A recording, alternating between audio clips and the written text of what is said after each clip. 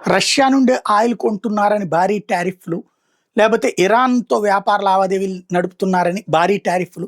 భారతదేశం ఇది ఏదో ఒక 50, ఏదో ఒక 25 అట్లాగే చైనా మీదన అదేసి మళ్ళీ తీసేసింది. ఇదంతా చూసాం. మొన్న ఈ మధ్యన ఈ వీడియోలు చేస్తున్నప్పుడు ఇంత ఓవర్ యాక్షన్ చేస్తున్నాడాడు అన్నటువంటి మాట్లాడినటువంటి సందర్భంలో ఒక అమెరికాలో ఉన్నటువంటి రెగ్యులర్‌గా మన చూసేటటువంటి ఒక మిత్రులు ఒక ఆగ్రహం వ్యక్తం చేస్తూ ట్రంప్ మీద ఇష్టం వచ్చినట్టు మాట్లాడుతున్నారు మీరు. అతను ట్రంప్ మంచి కోసమే, ట్రంప్ అమెరికా మంచి కోసమే చేస్తున్నాడు.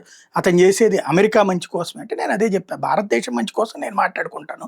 నా దేశం మీద టారిఫ్లు వేస్తుంటే అక్కడ దాన్ని తప్పదు అని చెప్పడం నేనెట్ట ఒప్పుకుంటాను అన్నటువంటిది మాట్లాడుకొచ్చాను. నేను ఎట్టయితే మీతో మీ వీడియోస్ చూడను.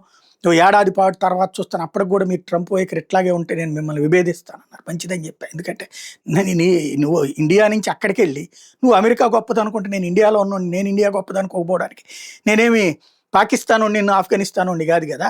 ఇది కాన్సెప్ట్. ఇది ఎందుకు చెప్తున్నానంటే ఇప్పుడు అమెరికన్స్ కూడా ట్రంప్ తీసుకుంటున్నటువంటి టారిఫ్ నిర్ణయాల్ని సమర్థిస్తున్నారట. ఇది తాజాగా వచ్చినటువంటి సర్వేలో తేలిందట. ఏదైతే ధరల పెరుగుదల ఎకానమీని కంట్రోల్ చేయడానికి ట్రంప్ ప్రయత్నిస్తున్నాడని +6 పాయింట్స్ వచ్చిందంట. టారిఫ్ని +2 పాయింట్స్ వచ్చిందంట. ఇమ్మిగ్రేషన్ పాలసీకి అయితే +11 పాయింట్లు వచ్చిందట. బార్డర్ సెక్యూరిటీ విషయంలో +28 పాయింట్స్ వచ్చినాయట. దీంతో డెమోక్రాట్స్ ఒక్కసారిగా షాక్ అయ్యారు. అంటే ట్రంప్ తీసుకున్న నిర్ణయాల్ని అమెరికన్ ప్రజలు సమర్థిస్తున్నారు అన్నటువంటి విషయం తెలిసి వాళ్ళు షాక్ అయ్యారు అన్నటువంటి పాయింట్ ఇప్పుడు వైరల్ అవుతుంది.